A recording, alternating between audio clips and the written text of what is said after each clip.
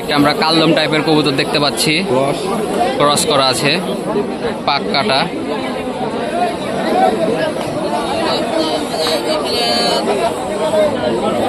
কবুতরটির চোখটা ভালোই আছে।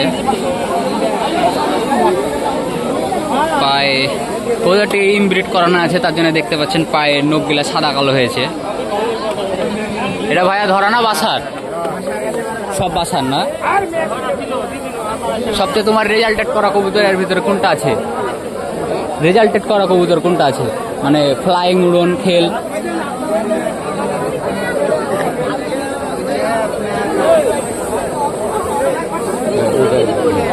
এখানে একটা ছোট ভাই বলতে পারলো না আমাদের কোনটার ভালো কবুতর, সবই তার বাসার।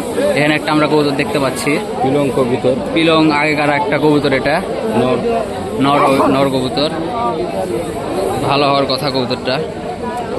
কবুতরের চোখটা দেখাবেন ভাই,